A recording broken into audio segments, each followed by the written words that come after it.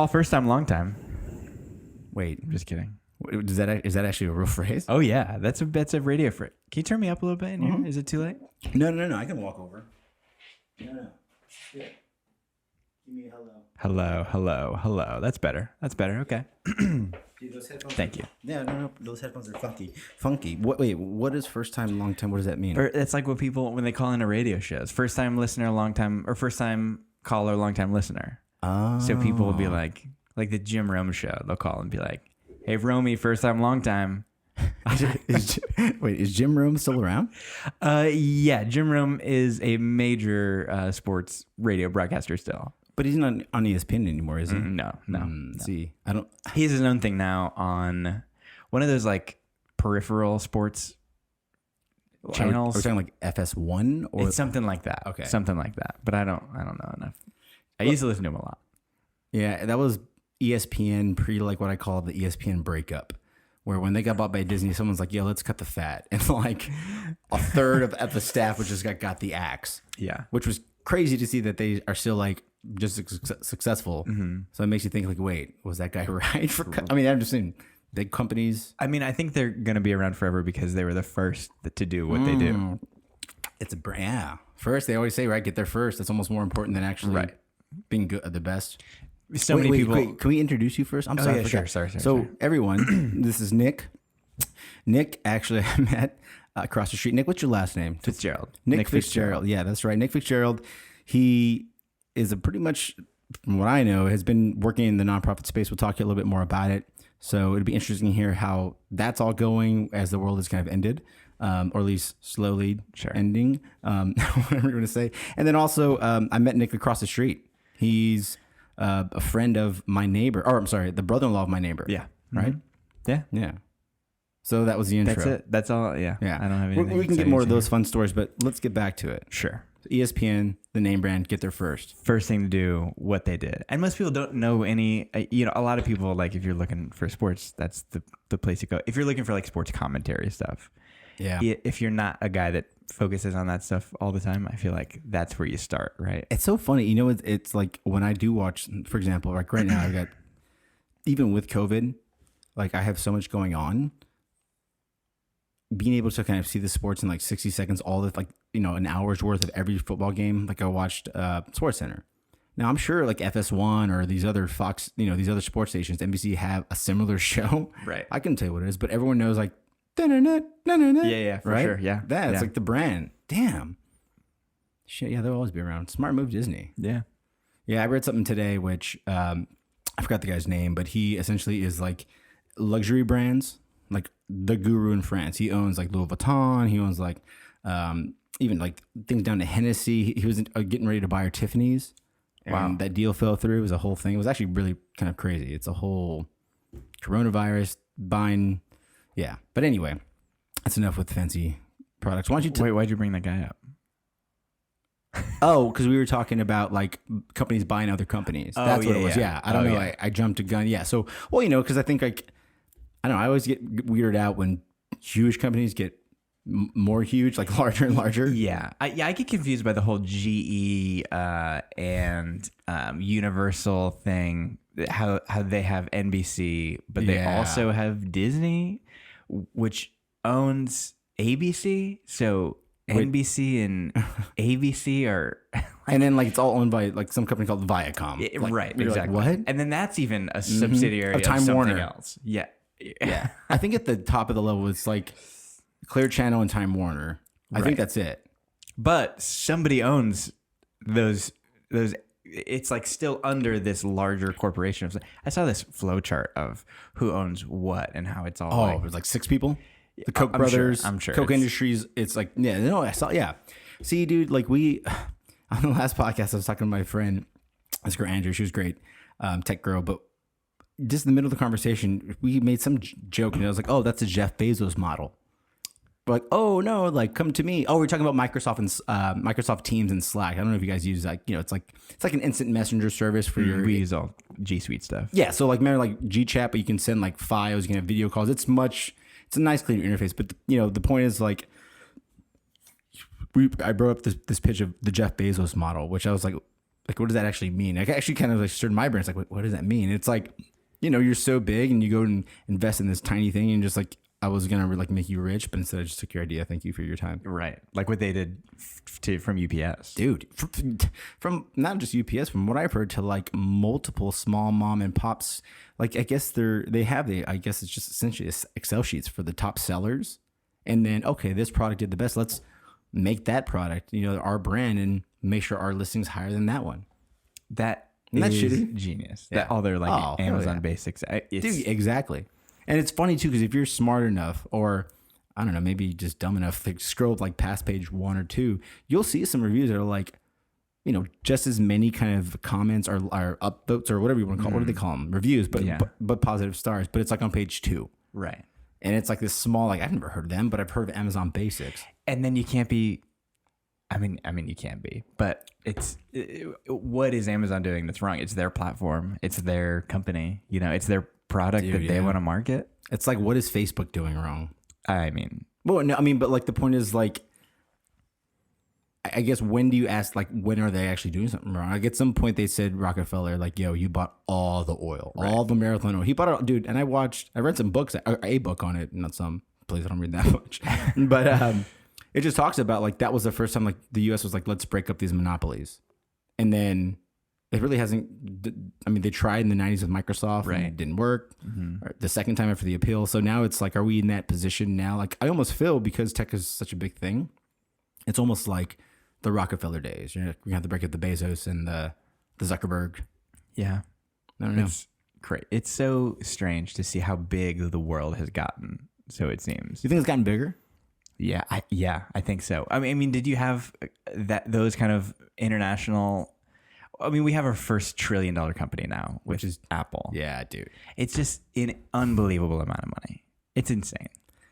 It's insane in the fact of like, what a standard person makes.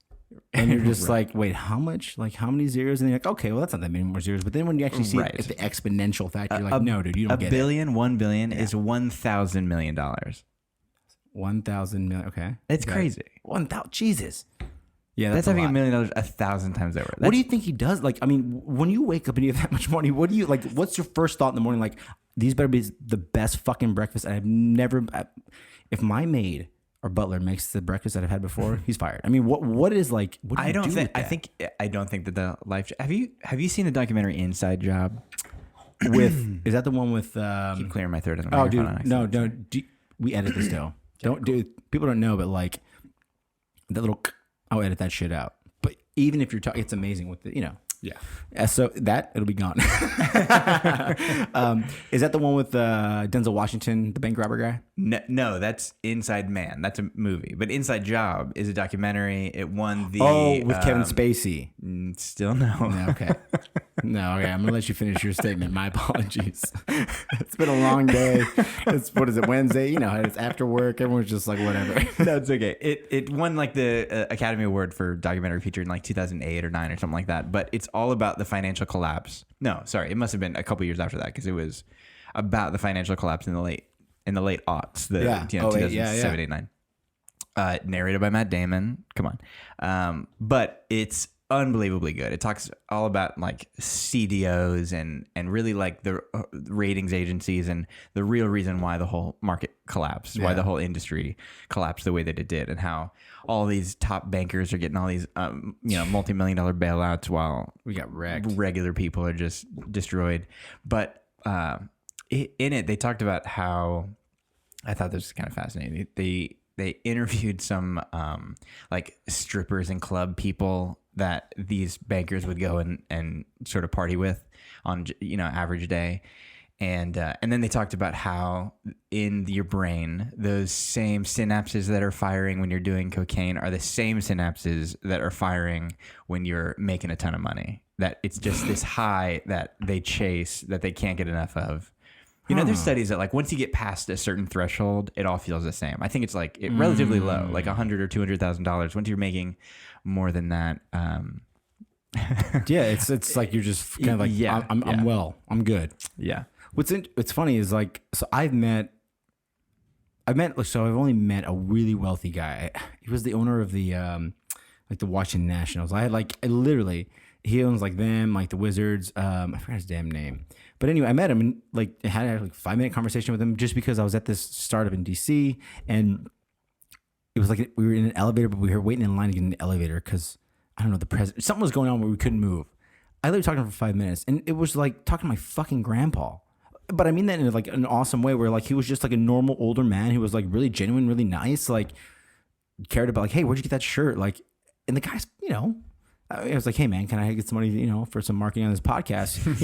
I should have said that, but no, it's amazing. Like everyone I've met, and only, like I said, been him and maybe, I don't know, shook the hands of someone else. They seem normal, but then what about the not normal ones? Right? Like, I mean, what about, like Epstein? I'm not saying that anyone is like that, but we're all weird fucking people. I mean, when you have that much sort, and I don't think that's just money. I think that's also like social influence. When you build that kind of social influence, you get away with a lot of stuff. It's funny too, because like social influence and power, I guess, are different, or I guess you use them differently. Because if I look at Mark Zuckerberg or like even Jeff Bezos, I don't see them like on the social scene. Like again, I use Epstein because I didn't know who the hell he was until this whole thing happened. Mm-hmm, yeah. I had no idea. But I mean, looking back at his whole fucking life, it's like photos with the presidents and whoever. It's like that seems like that social network he used, even though he was obviously wealthy. I don't know if I see Bezos and Zuckerberg as that. However, they have such a big stick. It's called like, I have all the data. I have all the money. Yeah. It's creepy. Yeah, it is creepy. You should watch a documentary. I'm just going to tell you all the documentaries. I think I've actually seen it already. The one that I'm about to say? Yeah, no, the one with Matt Damon. I think I've seen it because I know a lot of that story and like how it was awful. Yeah. But there's another documentary called The Creepy Line. Okay. And it's about Google and basically all the information that everybody has on you and how it's used. And it's insane. Do you think that they're like, because I've heard this. I mean, and look, let's be realistic. And I was listening to, so my wife is not a big fan of, actually not my wife. My wife and friends, a lot of people aren't a big fan of like Edward Snowden, right? Were you listening to the Rogan episode? Exactly. That's who it was. I was listening to it on the way over. Yeah. The new one that came out yesterday? And I listened to his before, and like, I'm an advocate in terms of like, yo, dude, like if you're doing something wrong, like especially if you're the government, like that's I don't care who you are, like especially if the government, it's like you're a higher standard, you're the highest standard. Right. So, but yeah, I was listening to that and just listening to understanding a little bit about what he says, but also like just understanding the way like someone who's working tech, how this all works. I mean, like they know everything, like from not just what you want to buy, but like when you want to buy it. Right. Right. Like they know my age. They know like, okay, this guy is 30. What am I? 34.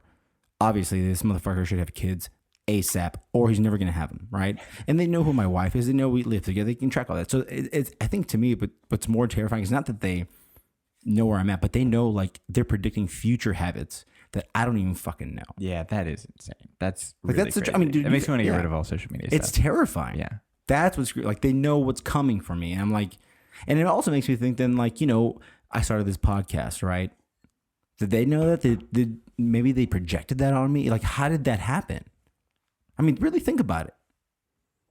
I mean, yeah, is it an organic interest? Yeah, or I mean, if I'm on my phone, I'm on my computer, like if they're able to like, yo, you know what's the new hot fun thing you should do? Podcasting. Yo, you want to make some money? You want to talk to people? Like, you want to get, are you good? I'm just saying, who knows? Maybe the articles I read. I mean, I don't know. Look, I've had a couple, one beer and, but anyway, it is really kind of scary. Yeah. The power they have and the ability for them to just kind of wield it because, they have makes all it so much easier to just ignore it and just enjoy it. Do you ever turn your phone off? No, never. Ever? Almost never. Sometimes it dies. Damn. So wait, do you ever do you never put it on like airplane mode when you're not on an airplane? No, but I should. And I've been thinking about that a lot more lately, like unplugging and disconnecting for a while. Yeah. But go ahead. I can't. I mean, it's harder because of work. Well, and then that's the thing, like, right? Like if you're like a fucking doctor or, I mean, even then, like I don't do it often. Let me be clear. Like when I do it, actually I do it every night, but it's when I go to bed. Only because I have like the ring on here, like outside, which if something's going on, I don't even need the fucking ring. I got the dogs. Yeah. But even then, like my brother and, I got friends in California and like people send me bullshit, and who knows who's drinking on a Wednesday night. And Right. look, I'm old. If it's 3 a.m. on my time, it's probably 11 p.m. on the West Coast. Anyway, so I do it at night, and then I also do it if I'm gonna watch a movie with the wife, or we're gonna go out and do something. I like that. Like, instead of just leaving it across the room, turn it off. Especially, I think I've always done this actually. I think, but particularly now, with COVID, if we can't go out as much, so when we're home, we're gonna watch something. Particularly if we're gonna watch something, we love watching movies. Turn it off, airplane mode, fuck off for a couple hours. Yeah, I like that. That's how I recommend doing it. But I don't turn off for a day. You're crazy. Yeah. I want them to know what the fuck. Tell me what to do next. No, I mean, whatever. So wait, you're mentioning your job. I mean, look, I don't know what you can say, but I think it's really is kind of cool that you do work for the YMCA, and we can edit this out if we need to. You can just say stuff. I think it's really cool. So like, I'm genuinely curious about, before we get to like what you do. I think I told you this a while back, was like, yo, dude, to me, the Y is like, and I call it the Y. I mean, they're like an iconic American company. They're like AT&T, Southwestern Bell. I mean, they're Salvation Army in my head. Long time. What's the secret? Like, I mean, obviously they're providing something that's pretty amazing, but how have they been able to just like modernize from whatever they were? Because I don't even know what the hell they were a long time ago to now. I mean, great question. I think their key to their success is just impact and who you impact, and the spread that it's had. It exists everywhere. It's in like 100 different countries. I think 116 actually, but I don't want to be wrong. Holy shit. Fact check that. Oh, we don't get a guy. Next season. Jamie, can you? Yeah, Jamie. Yeah, somebody. Amanda, wife, dogs. Damn it. In countless different communities, we literally like refer to, if there's a community that doesn't have a Y, or if you're so far away from having a YMCA in your community, we call that a Y desert. But I think just in the scope of the impact that it provides, I mean, swim lesson, everything for kids. It's synonymous, I think, with growth and development. Has it always been like a recreational, like sports place? Because I asked that one because I mean that's how I know it, right? But also like after school stuff. But I mean, sports have changed, right? You didn't always do lacrosse. Like, I mean, someone obviously has been at the helm. I guess, is it the mission that's like, yo, your job is X, Y? Because what is the job? To make kids play after? I mean, what is that? Well, it really started as like a men's social club. Sounds about right. Yeah. So I mean, when those are all common, like in all old cities, like New York, the athletic association, or in Chicago, there's those old cities all have those kind of associations. Those basically are urban country clubs, really. Yep. So that's really how it started. The Young Men's Christian Association. They would do Bible study, and basketball was invented in a YMCA. Oh, dude, that's James right. Naismith. Yeah. A volleyball and peach baskets. Did a whole report on it when I was in middle school. Grew up obsessed with basketball. That's pretty amazing, actually. I've heard. I know who he is. I know what he's done, where he did it, but I don't stop to think the impact at the YMCA. The Y is responsible for basketball. It really is. Yeah. Holy shit. Yeah. I'm sorry. I didn't mean to cut you. That's no, it's okay. Yeah. I mean, it's a big thing that people don't often connect with the YMCA. Yeah. But I don't know when the jump, or I'm sure it was a process, that went from being this men's thing to now it's really, I see it as like a kids focused thing, a families focused thing. Yeah. Kids and family. That's a good way to say it. Yeah. So yeah, I mean, that impact is great. Now, so I'll just tell you a little bit about my I'm curious. What we call our why story within the movement. That's what they say. Within the movement, even within the movement, it sounds like a cult, but that's like hot, that's dude. Their language. Well, look, I mean, when you've been around for how long? I've been in the Y for 6 years now. Oh yeah, dude. The organization is however 116 years, or they're in 116 countries. You've been there forever. You're allowed to drink the Kool-Aid. It's okay. Yeah. So I grew up in Citrus County, Florida. Heard of it? Just kidding. It's like an hour and a half north of Tampa. That's what we always say. So I feel like middle of nowhere. Okay. It's the manatee capital of the world, Chris River, Florida. Dude, Look it up. Okay, so that's where I grew up. I don't want to go for a big tangent, but seriously, I've been there. It's amazing. You've been to Chris River? Yeah, dude. I did the I swam with the manatees. Did you? Yeah, it was like December. I grew up a couple miles away from that. It was freezing, dude. It's beautiful. I'm sure you went to probably like Three Sister Springs. or Kings Bay? We were near I think Kings Bay. Okay. That sounds familiar. You know, it's probably super touristy, but I mean, dude, first of all, you don't think to go into the ocean swimming in December, but here in Florida, you can't. I mean, let me be clear. It was freezing. It was freezing. Listeners, it was 70 degrees. Yes, but it's wait, I think the temperature was 62. So, but the point is it wasn't that clear of a day because again, Crystal River, the name obviously implies it's clear, which these manatees come to. But what was really great was they're everywhere, and you know, there's whoever sets that up or does it. I mean, for the county regulators or whatever, they do a great job in terms of hey, don't mess with them. They make sure the guides. It's just it's really cool to see that. And again, these are I don't know how expensive the homes were, but the homes are right there. These are water homes on the water. Yeah. And there's manatees who are this is what they do in the winter.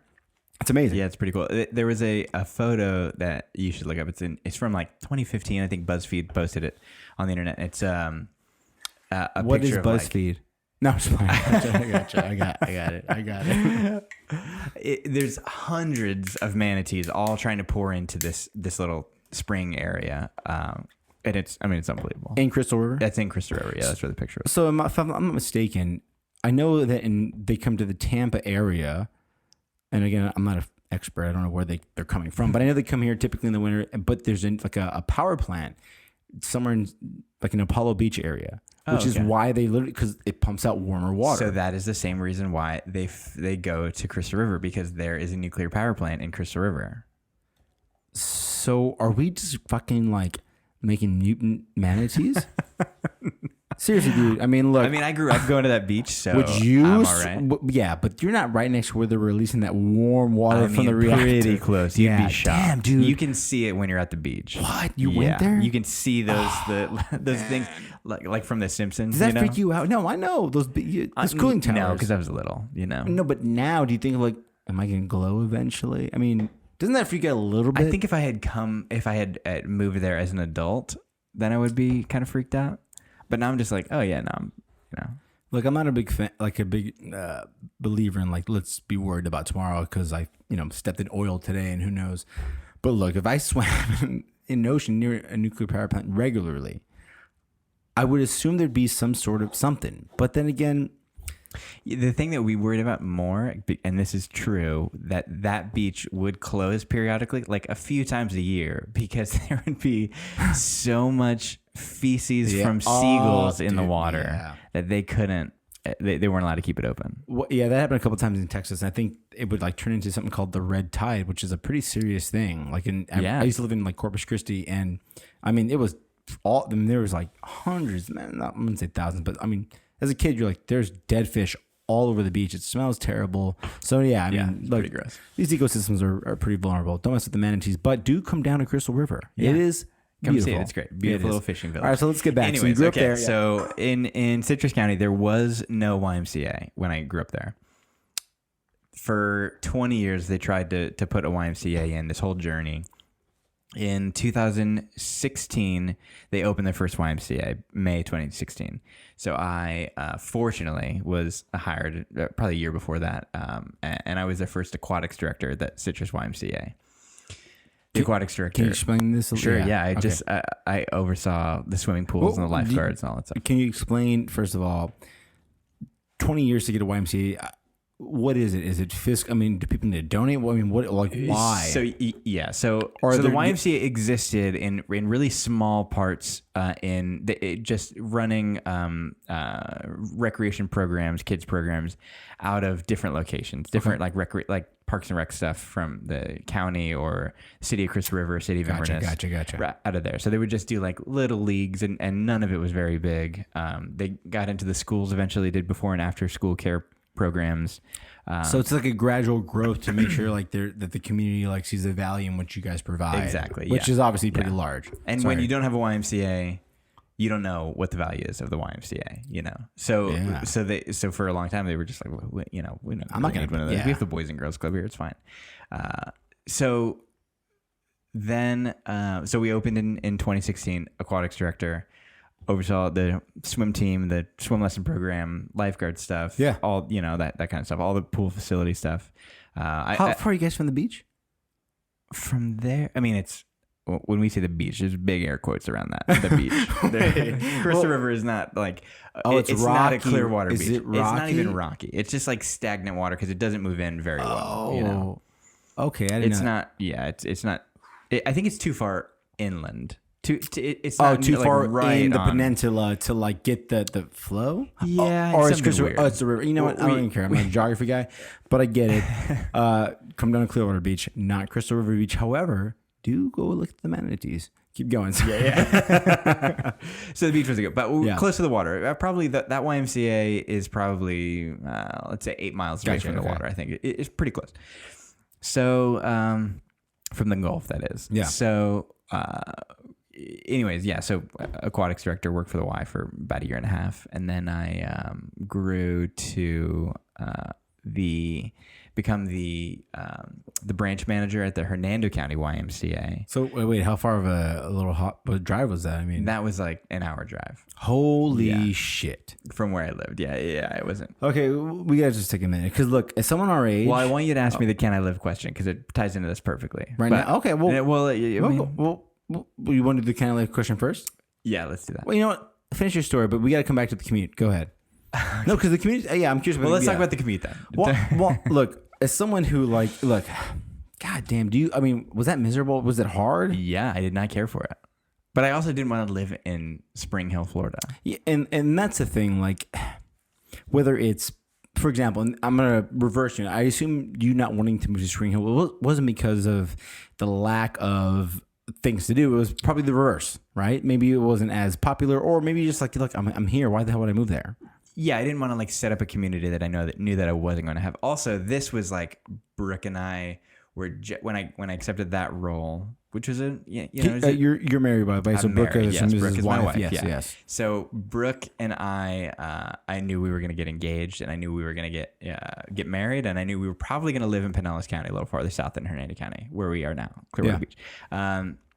So I knew that I wasn't going to ever live in Pinellas County. I would either be commuting down from Citrus County. Sorry, I knew that I was never going to live in Hernando. Yeah. So the point is, you're a homer. We get it. That's awesome. I was either commuting down that's or actually badass. Commute up. Yeah, that's fucking awesome. You're a Florida, and you're like, I love this place. I want to build it here. I want to do something cool here. Right. But keep going. Sorry. So okay, can I live? Yeah. So will you explain your question? Because I like your setup. So look, we're going all over the place. We're going from the commute, yeah. but look.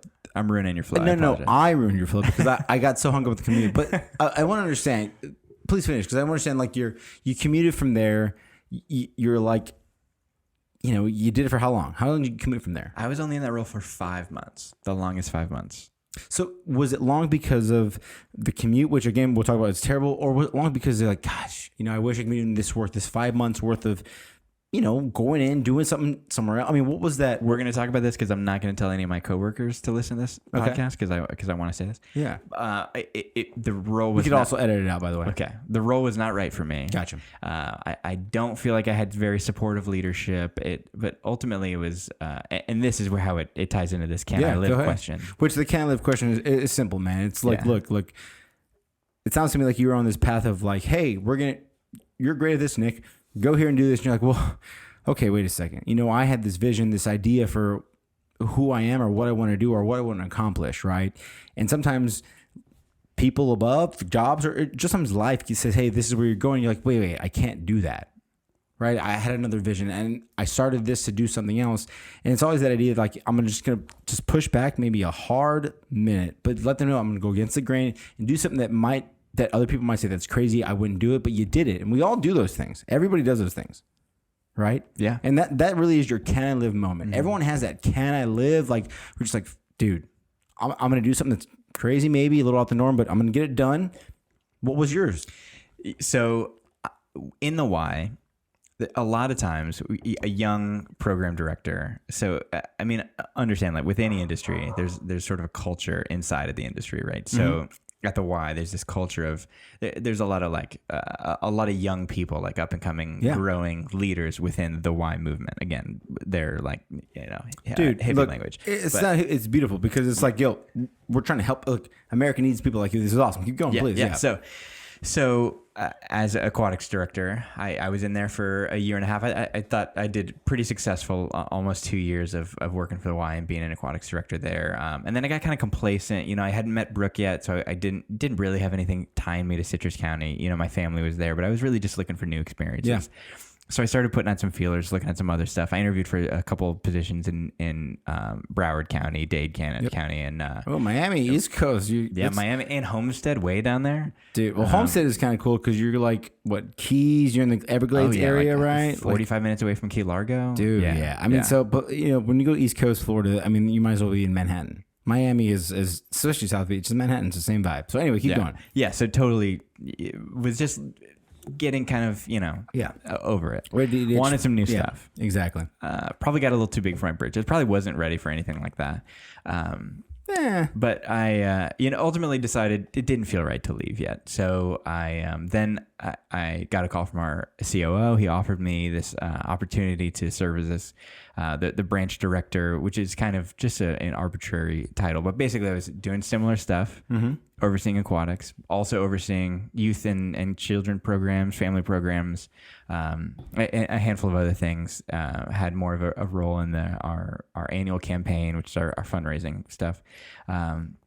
And because everybody assumes that a young, ambitious leader wants to eventually become an executive director.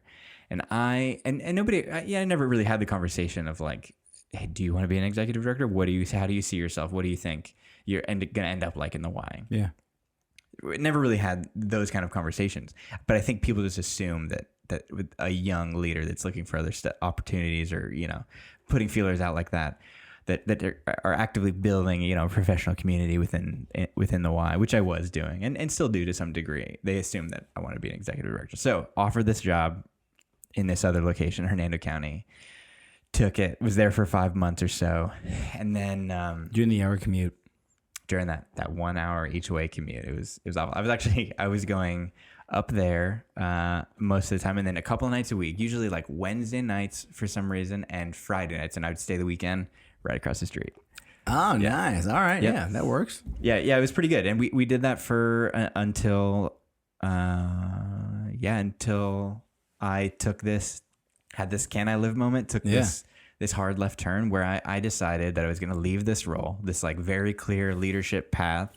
And I wanted to become a property director, which I am now. I'm a district property director for the YMCA. That means I oversee building and grounds projects. So I do like manual labor. I fix stuff. I repair stuff. I build stuff. Hold on. We got to slow down just a little bit because first of all, I understand exactly what you're saying. But I work in the nonprofit space. For people who don't know, look, the nonprofit world is a huge part of the economy, a massive part of the U.S. economy. Not only that, like the Y, the Boys and Girls Club. I mean, you can name Susan G. Komen, all these nonprofits, this space that do not just projects like this, but do amazing work. So when you talk about what you're doing, I mean, on a grand scale, this is amazing. So an executive director is essentially the COO, just a little bit lingo, same stuff. You're the guy who's running the show for that particular chapter. You said, you know what? No, I want to go be the guy in what builds the shit. I want to go be the maintenance guy. Yeah. Wow. Yeah. I've seen executive directors and how driven and ambitious they are, and how focused on they are, and how available they are constantly, and how much they work. And man, when I was growing up, people would say, Nick, what do you want to do? I remember in high school, people would say, what do you want to do? And I would always say, I just want to be a husband and a dad, as dorky as that is. But really, I'm a homebody, man. I wanted, especially when I met Brooke and when we got married, that just really solidified what I wanted to do. That's actually kind of amazing you say that, just because like, when you meet people, which I mean, you meet a lot of people, you can always tell someone who's like legitimately like, that's a good fucking guy. Like just a good dude. Where like, I trust that guy. Like, yo, dude, you're in a jam. And even though I know you ish, you're one of those guys I'm like, that it's just a good dude. That's sweet. Everything he wants to do is just like to better something or someone else. Like, like, why not? Like, why would I do something shitty? That's stupid. Why would I do something that would negatively affect either myself or someone else? I can just tell your vibe. And I'm not saying you're perfect, but what I'm saying is like, you can just get that vibe that your whole energy goes towards the betterment of whatever it is. Yeah. I live my day between 5 p.m. and 8 a.m. You know what I mean? That's where I like really thrive. Because I just love being home. I love hanging out with my wife and, doing... So what is exactly what's your role again? District property director. And so so I oversee the building and grounds over 2 different YMCAs here in Pinellas County. So what does that mean? Like, the plants are fucked up, or does that mean?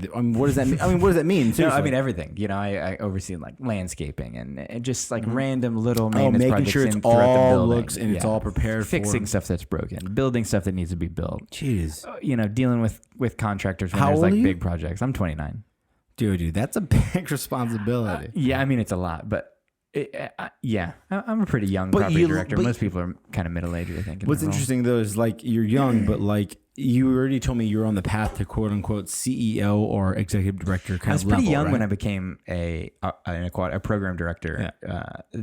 When I started, I remember people were kind of like surprised at me being only 25. So why is that different though? Like why was your path so different than? Like I don't want to look. I used to work in a nonprofit. I worked at a great organization, the Vietnam Veterans Memorial Fund in DC for like 3.5 years. It was great. It taught me a lot about not just like how the world works, but also like, hey, like at every level of your life, philanthropy, particularly if you're capable, is pretty important. No matter what it is, find something you got to give back. Yeah, right. Whether it's fiscally if you're able, or even just your time.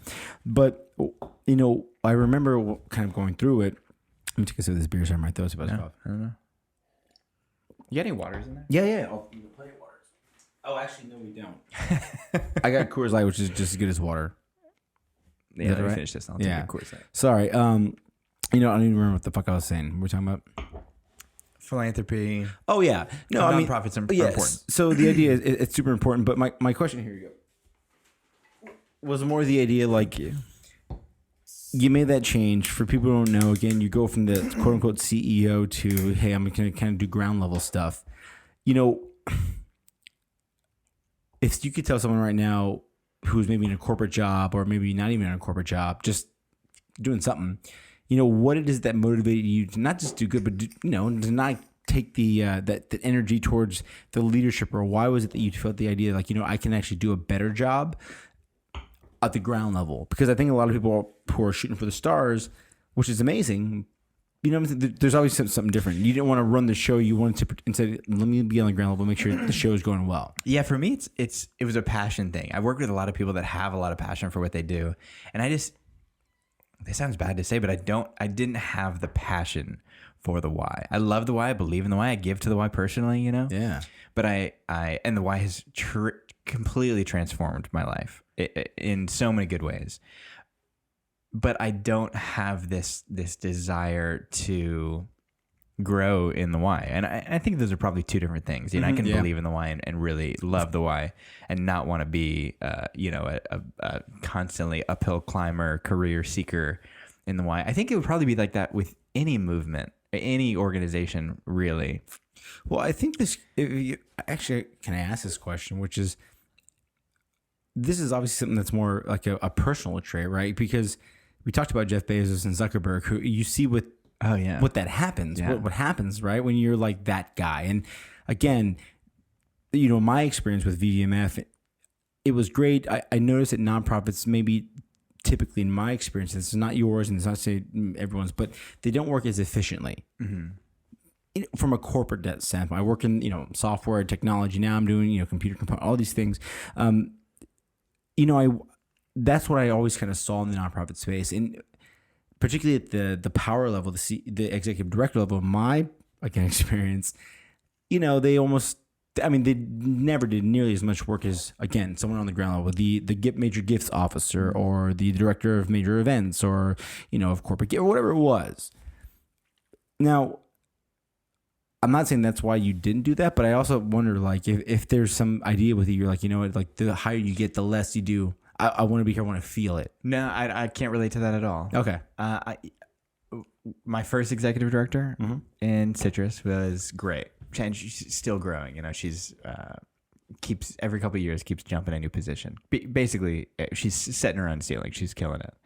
And my current Pinellas County, the 2 supervisors I have down here are great. The one guy's fairly new. He came from the other coast, Palm Beach area. The other one came down from Pennsylvania, or he was somewhere else before that. It's entirely cold. He was in Virginia Beach before that. But his name's Seth. He's a great greatest boss I've ever had. But he's really good and really efficient and really works a ton, works really hard. So I don't really have that critique. Now, obviously, I'm leaving out the Hernando County supervisor, Well, which no, I'm not going to talk about. I guess I tried to correlate it back to yourself. Like, my point is, it's not a critique of the person, but the idea that like you want to feel it, you want to actually be a part of. Yeah. I want to do something that I'm. Because why would you do that, right? Why would you go from the I'm going to be a executive to, like there's a reason, there's a. Yeah, you're feeling it. Why? I mean, if we're gonna relate this to passion, to like life, what I want, like to this, whatever. My passion really is with hanging out with my family. Brooke and I want kids. Yeah. But so going in the other direction, going to this property director role, which I've been in now for almost 3 years, longer than any other Y role that I've had.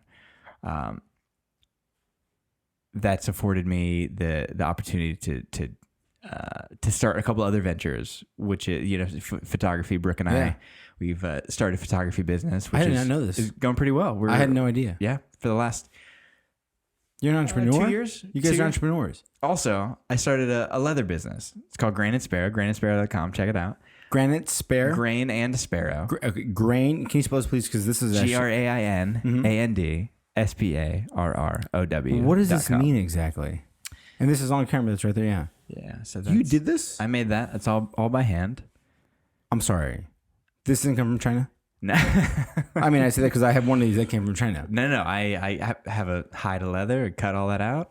Are you serious? Stitched all by hand. Dude. Burnished the edges like that. Okay. So first question is, why leather? Why out of all, again, you, your wife, entrepreneurs, amazing, but you different leather. Why? I've always had a thing for, the term EDC, like everyday carry. No. Okay. All right. It's like a whole big subculture on the internet, everyday carry stuff. Now, I don't care really about the subculture, and I didn't really even know that EDC was a thing. Mm-hmm. But I've always had a thing for like wallets or just like random little stuff that you carry in your pockets. So I remember, where this really started? Brooke and I got a new car a little over a year ago. Okay. And Ford Escape, nothing super exciting, but I had this weird idea that I was going to have the key fob, just to really illustrate this for the camera. I love this. I wanted to have the key fob just loose in my pocket, not connected to anything. But I also wanted to have my keys, because I've got a couple of building keys, my home key, mailbox key, cool bottle opener. Nice. Freehand goods in Orlando. Actually, plug. Can you use that bottle opener real quick? Yeah. Where's this from again? The bottle opener is from Freehand Goods. Shout out that Freehand Goods. Is that here in Tampa? It's in Orlando, actually. Ooh, shout out Freehand Goods. Okay, so keep going. So I had this idea that I wanted I wanted to have the key fob in my pocket, but I also wanted to have the key ring just like hanging from my belt, tucked into my pocket. But I wanted a cool handmade leather keychain like this. Yeah. So I bought one. From this place called Go Forth Goods, which is based out of Marietta, Georgia. Really great quality stuff, really beautiful. And I bought one of those and I was looking at it and I was like, man, I could make something like that. It doesn't look complicated. How could I make that?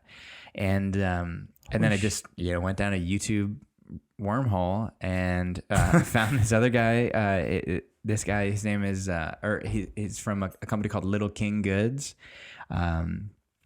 And he has a ton of sort of tutorial videos, and I was watching it, and it's just so pleasing. Oh, relaxing. Basically, I mean, it's a ASMR leather stuff. worker, right? It's like watching like a real. And he doesn't have any music or anything. He just has a microphone right over top of him, so it's just his tools against the leather. Just all those little sounds in the video. Yeah, it's great. It's really cool. So then I was like, you know what? I wonder how expensive this would be to get into. So I started, bought a little square of leather from Amazon. Okay, bought a bunch of little that's tools. What I was going to ask. Like, how do you get started? Like, where do you hey, I want to make a fucking leather, whatever. What do you do? Well, so now the first thing I did was buy a bunch of little like poor quality hand tools. I've got like the X-Acto knife. And I got like the basic tool set. Little stuff. Yeah. A little like hand edge burnisher. Excuse me. What's a hand burner? So it's just like this little piece of wood that you rub over this. You see this like that the edge, really how it's like kind of melted together. That's all from hand. So is the leather actually melted together? I wouldn't use the word melted. I would just say, I mean, burnished is the word. But okay. So basically, it's just like rubbing, just creating a ton of friction on the edges of this leather so that all the fibers all stay down. It looks really sleek, it looks real classy. Holy shit! So yeah, just bought little stuff like that, and then over time, just started increasing the quality of stuff. So now I've got 10 hides of leather at home under my workbench, and I've got much nicer quality tools, nice pricking irons, no sewing machine yet, so I'm still doing everything right. Love it. Really love it. It's great. I made this as well. This is beyond impressive stuff. I mean, I say that because first of all, like, it's not from Texas, but at least I think when I think leather, I think it's an old school kind of, like a blacksmith, right? That's also what I really like about it. That it's really old school. I put the apron on. It's important. And then I stitch away by hand. I'm working on this bag right now. It's beautiful, dude. I got a therapist in town just ordered a briefcase from me. How long would that take? A briefcase? It's gonna take probably. Dude, this is so. Wait a second. So where do you get the leather? Like, what do you order? Do you go kill a cow? I mean, I'm curious. Yeah, like no. So Amazon. I have a supplier. There's a supplier that I go from in Maine, a tannery in Maine.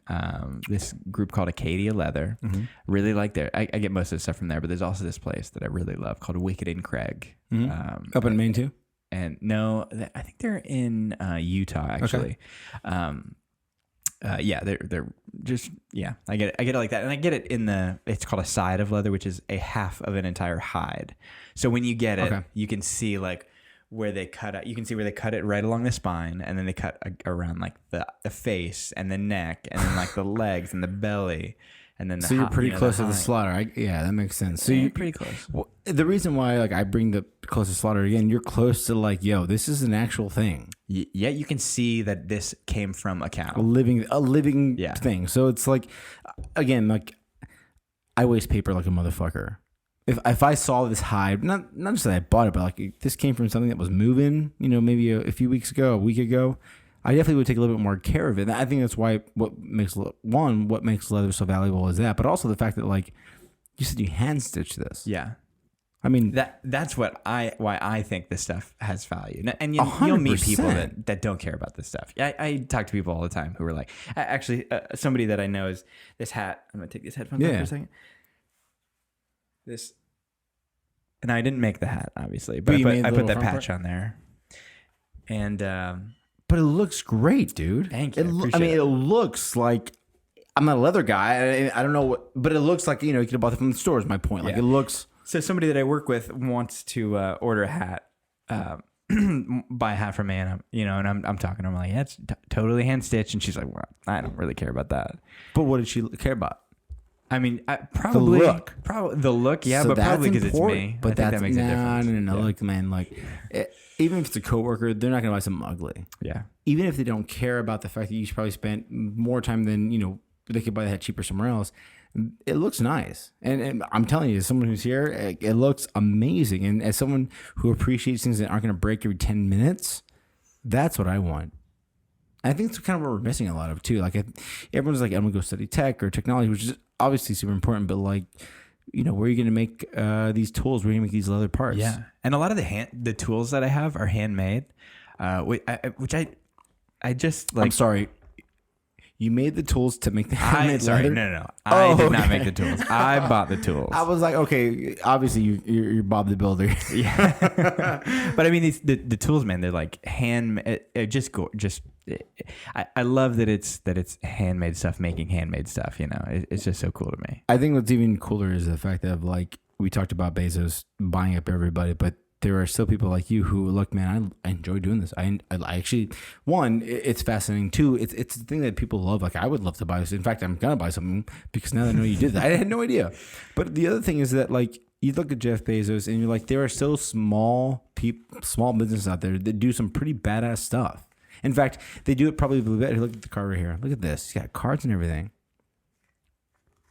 I mean, there's someone who just kind of started a podcast not that long ago, man. But first of all, it's nice to see someone who has like a passion for something and turn it into like, hey, maybe one day I can support myself. And by one day, I mean, I'm going to, right? It's maybe the goal, right? So that's my point. That's my point with this, that if I hadn't turned from this like very clear driven leadership path,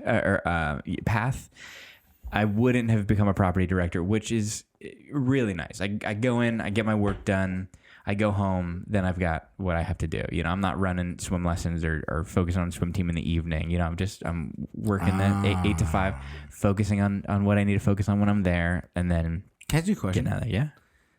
Do you even feel, because I think a lot of people our age, or just people in general, honestly, who are going through either got laid off or whatever's going on. Let's say they got a job, and they're like, "Damn, like even when I was laid off, I found something I enjoyed doing that I was trying to monetize." Do you ever feel like because you're at work from 8 to 5, even though you enjoy what you're doing, excuse me, that you're missing out on time, on energy to build the things you really love doing? All the time, yeah. How do you balance it's that? hard. Well, really, it's an act of discipline, and I'm really have been really trying to focus on that more, because when I get home, you're tired from the day, especially like I do a lot of manual labor. Dude, it's what time is it now? I don't know. It's 7:30. I had a long ass day. Yeah. You don't honestly, but I love doing this. I enjoy it. Like I want this, to be something that, right. like I think I bring value. I think the people I talk to obviously are really great people. So yeah, I get it. Yeah. But so discipline. Yeah, discipline really, because it's so easy to just go home and finish the Michael Jordan documentary, and then which is a great documentary. Oh, let's get into it. I just finished it today. The last question I ask you on this last part, real quick, is: do you ever feel like the discipline should be? I guess if I took money out of the answer pool, which I know it is, because it's mine too. Well, should the discipline go the other way? Does that make sense? You say it's discipline. I go home after being a long day at a job that's great, but not what I love. Yeah. And I ask this to someone who, may or may not be in the same position. Like you find something that you're like, I enjoy this. And it's good enough and it's just got to grow, just like your leather, just like your photography. How do you get through that moment? Because I feel like a lot of people might be in that position now, including myself. And not that you're a doctor. I ask this because you seem like a guy who's like, yo, man, like I'm positive. I got it. Like I'm going to figure this out. It's going to happen. It's really just that I'm not a naturally, I'm a competitive person, but I'm not an ambitious person. And I'm not a very driven person. I'm really kind of laid back. Mm-hmm.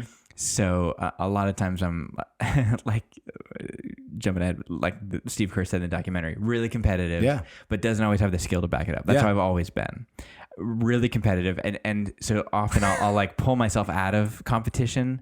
I'll like dial back on the competitive side of myself because I know I don't have the skill to back it up oftentimes. I disagree with the skill because look, I'm looking at that shit. That is amazing. Well, I bought some stuff from Levenger, which is, Levenger.com. They're, my shit didn't look like that. I'm just saying. So anyway, well, I appreciate it. Yeah, it looks great. So entrepreneur, photography, the whole thing. So I think when I think about ambition, it's really just me focusing on what I want more, And just in the last 2 years, eventually, I want to be able to at least replace Brooke's salary so that we can do that's amazing. Do photo business, do leather business, and just kick that up to a notch where at least her income is replaced so that she can eventually, be home with our kids. I don't think I'm sort of old fashioned in a lot of ways.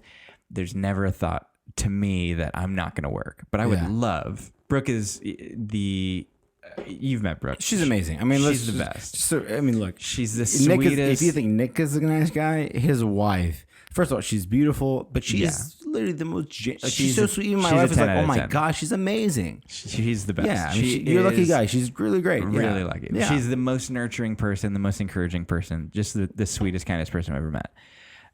She's basically a celebrity to me. I say that all the time.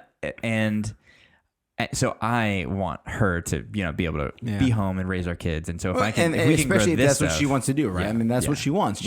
You're not forcing her to do that, obviously. And she'll be doing photo stuff with us, which she loves. And she loves it. Dude, how did you guys become such big entrepreneurs? I don't know. I do know. It's really just born out of liking being home and hanging out together. Was this like pandemic stuff? Was this pre-pandemic? Or was it just like, I No, always had this hobby? Or my first photo gig was a year ago. My first paid gig was a year ago. And I've been taking photos for 2 years now, just doing little events and. Which you offered to take photos of this spot, and I said, hey, look, man, I'm gonna build a little actual soundproof space. I definitely will. Once you don't have a closet door behind you, then we're gonna be no, taking for some good sure. photos. Yeah. But. Entrepreneurs, man, this is awesome. I love this shit. Yeah, keep going. Sorry. Yeah, so it's really just out of that. We want a life that is not typical. We don't want the 9-to-5 life where our children are at daycare and we don't get to raise them.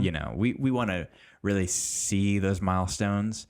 And so eventually, if we can grow this leather and the photo business into a real supportive endeavor for us, then. I'll have the workshop in the garage and we'll be editing photos in the kitchen, I mean, look, man, like what you're saying, first of all, I had no idea that any of this was going on, which is probably why I was like, yo, this guy, I gotta get him on the show. Like, I got him. I mean, because again, you're a nice guy, but like the fact that you see the world in a little bit differently, I'm not saying it's unique because I see it the same way in a lot of ways, not in every way. Obviously, we're all different, but I think a lot of people see it that way, right? Yeah. Like, look, man, especially after the pandemic, what the hell was I doing? Like, I mean, why was I like? I don't need to go to this cubicle or this whatever for 10 hours a day. Granted, you're in a different position where you're doing something that's very impactful and you love it, and we all are. But at the end of the day, we all maybe found some motivation to like, what do you really want to do? Yeah, so many people are like reevaluating what their life looks like. Yeah. I think it's kind of awesome, and the fact that you're doing leather in this. Who's the better photographer? I will. So Brooke is really green in it. She's really fresh in the photography. She's great. She does a great job. Yeah. But I think. I'm just like, I got a year head start. So how did But Brooke, I will say, is a much better editor of photos. She's so good at it. Okay. Yeah. Which look, man, I'm telling you, I do these podcasts. I have a guy that helps me edit. I edit. It's exhausting, but also it takes a little bit of a finesse, a little bit of. And she is not exhausted by it. So but often, she loved it. Yeah. In any. I don't know if you know this, but when you're doing a photo gig, typically I say if I'm doing an hour photo shoot, I'll guarantee 25 or 30 images, something like that. But I'm taking 200 photos. Holy shit! So I'm going through just fast shutter speed. I'm just catching stuff in different moments, and so my process before Brooke got involved was to go through, pick out the 25 or 30 first, and then edit them. But Brooke will pick out 70 out of the 100 and edit all those just because she really enjoys editing. And I was like, this is not very efficient. You don't have to do all this. And she's like, well, I like to. Dude, look, man, that's amazing. Because like what you just said, like, oh, I enjoy this. Yeah. Oh, I can make money? That's awesome. But I actually really enjoy this. Yeah. We actually have a gig tomorrow night. Where are you guys going? Wedding or what? It is a just family photo shoot. We're doing them in downtown Dunedin. So what's the name of the photo company? Because... do you have a website for this one too? So website's coming. Don't do look. Fitzgerald Photo. FTZphoto.com. As someone who has a website up with Skylar Sounds, who thank you guys for doing all this. Yellow and black, which I heard yellow is the worst color to have for a logo. Unless you're the Pittsburgh Steelers. I'm a Pittsburgh sports fan, by the way. Yeah, and I'm not. Are you from Pittsburgh? I'm from Erie. Wait. I thought you were born in Citrus. I grew up there. Okay, come on. I grew up there. This is the flaw guy. Now this is not. You grew up in Erie? No, I moved to Citrus County when I was in kindergarten. So I was just really young. Yeah, people always say like, oh, I moved to Texas when I was like 4. I'm like, oh, you're a Texan. Yeah. So but you stuck with the sports roots from there. Yeah, I just talking to my grandmother. She's always rooted for Pittsburgh. Dude, Pittsburgh Steelers and the Pirates. What are you like what is Pittsburgh? Is it German? No, what are they? There's a lot of Polish people there. Polish. I lived in Cleveland. Oh, okay. So I know the huge Polish population. Polish population actually there. Damn, dude, that's crazy. Yeah. So Pittsburgh guys, so Penguins, Pirates, and of course the Steelers. They won the other night. They sure did. It's great. Dude. Look, man, not my last because we've only been going. Actually, yeah, we can finish up soon. A couple more questions. Yeah. I don't know what Brooke does. We don't really have to talk too much about it, but I am curious about that motivation to start something, that entrepreneurship vibe, right? what was it with the camera? What was it with the leather we talked about, but like you did the camera. I don't have to know the story, but there's like a moment again, and I'm not saying that you can't live a moment, but like some people have great ideas. Some people have like energies to do something. Some people are probably making better podcasts and music than I'm trying to make, but they don't push it. Like, why did you push it out there? What were you like? I want to go on the podcast. I want to put this website. Why did you do that? So ultimately, I'm a real like technical gadgets gear guy. My Brooke's sister, Jen's sister across the street, Jen. Yeah, their little sister, youngest sister, Allison, is always like, Nick, you're such a gear guy. She always gives me a hard time about that. But I really am a gear guy. So cameras, I love learning like the technical aspect of learning how to, compromise all the ISO shutter speed, aperture stuff. But it's just like it's awesome though. The three settings in a camera that basically make up the composition of the photo. So. Playing with all that stuff and learning how all that stuff works to integrate to a really good photo, it really played to the technical side of what I want to do. I also really just love pictures. I love photos, and it's cool to. I remember years ago, John Mayer, big John Mayer fan, had this storytellers thing. Continuum, great. Love that fucking album. Yo, it's one of the best albums ever. It's his best for sure. I've tried to listen to things beyond that, but I can't because that one's so good. There's some other really good ones, but Continuum is great. Yeah. It's just, apples and oranges to his other stuff. Life, yeah. But he was playing he was doing one of those VH1 storytellers thing for the album right after Continuum, which is Heartbreak Warfare. Okay. And he said that he was listening to U2's Bad and said, oh man, I want to make one of those. And he was saying that to refer to Heartbreak Warfare, which is where that song came from. And I think about that all the time. I'm a big guy that for some reason I remember phrases and little like anecdotes and stuff that really inform my life. And so I think about that all the time when I think about how I would see really good pictures and think I just want to like make something like that I'm proud of, and then learn it. And honestly, a really big thing is the encouragement from my wife. It is impossible to overstate how much the encouragement from your spouse makes in your life, for me at least. Yeah. And I remember we bought this. Jeff across the street. Yeah. Man, how awesome neighborhood. We're going to go hang out shortly after this. Yeah, so it's like 10 feet. Yeah. Yeah. But he had some hookup to get some camera, DSLR camera for like $100. Sounds like Jeff. Yeah. Oh, from the Amazon guy. His Amazon guy. Yeah. If we got a camera. That was the first thing we bought from his Amazon guy. Oh, that's awesome. Yeah. It works. Okay. Good to know. Yeah. We bought a camera. And we went out west, did this trip out west, big trip. We went from, we had a wedding in Scottsdale, Arizona, and we decided to just make a whole thing out of it. So we went from Scottsdale up through Arizona. We did Sedona. We did Grand Canyon. Then we went into Utah. We went Zion, Bryson City, across Capitol Reef National Park. Or I said Bryson City. I meant Bryce Canyon. Bryson City is in North Carolina. Bryce Canyon National Park. Okay, across Capitol Reefs, all the way to Moab, Utah. Great place. And then into Colorado, all the way into Denver. Flew home from Denver. We put like 1,500 miles on the rental car. Did a lot of driving. It was awesome. It was awesome. Fuck yeah.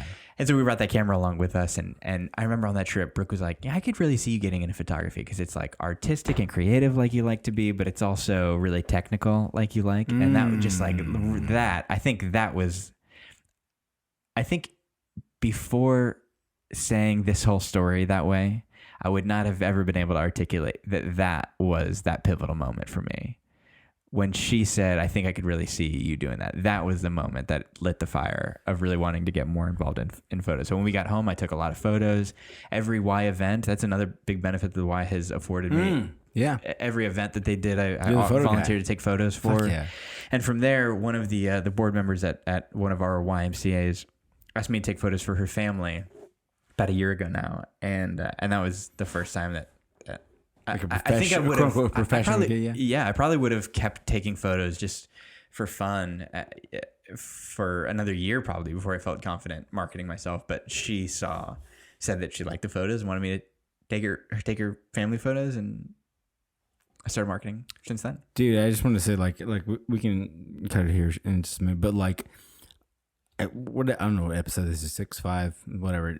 There'll be plenty more, but I actually want to talk about my kind of live moment because, there's been a couple, but you kind of hit the nail on the head where, like, you have that kind of backing behind you to do something where it's like it's creative and technical. That's what I'm doing now, right? I love working on these programs. I love computers. I've been selling software technology, but I like being creative. I love talking to people. I've been in sales forever. The kind of live moment I had wasn't that long ago, but the whole point of it is that talking to you kind of reaffirmed it, right? Where your moment, which I know you said was back at the Y, but maybe, there's more than one. Yeah, sure. Which is kind of cool. So I just want to say, man, like that. If that's a way to end it with your second kind of live moment, that's awesome. Well, I just want to say too. I want to talk about this too. Keep going. Go ahead. I want to say, I, like so many people probably, feel these societal pressures of being a successful whatever, of working really hard to climb the ladder of whatever. Yeah. And I just want to buck against that because it doesn't, I think so many people fake these like qualities of success because they want to feel successful. Yeah. And I think that like your life does not have to look like what you see in the news. And it just exhausts me. So what's interesting is, I've worked at a lot of tech startups, and companies trying to grind out, if you will. And one of the things they say regularly is fake it till you make it, which is the idea that what you're doing is going to be good, or, at least you're trying. But I'll be honest with you, I've worked with 5-star. I'm with a big company now. But I worked with 5 stars previously, and out of all the 5 startups, 2 of them are, what I would call successes, if you will. And both of them are in DC, actually. So, I mean, the point is, like, that idea of fake it till you make it might not make sense, is what you're saying. Yeah. I can't relate to it. Yeah. Damn, dude, that's awesome. Yeah. Maybe I should have fucking stuck in the nonprofit world. So wait, let me give you one of these. Yeah, for everyone who knows, it's Grain and Sparrow handmade goods. This dude's gonna make this shit literally with an apron in his garage. I mean, this is his. Look, with the supply chain dwindling from overseas, this is really important. And then Nick Fitzgerald Photography. Nick, you're a marathon man. Like, if anything, Nick, you make me look bad. I thought I was working hard. No, I mean, honestly, you're doing 2 things. You're great at both. This laser's great. Nick, thank you so much. Again, guys, check out Nick Fitzgerald Photography. It's at Nick Fitzgerald Photo. And then also check out Grain and Sparrow Handmade Goods. The website is grainandsparrow.com. That's GrainAndSparrow.com. That's straight out of Florida, right, Nick? Sure is. Nick, thank you so much, man. Thanks, Paul. Appreciate it, man.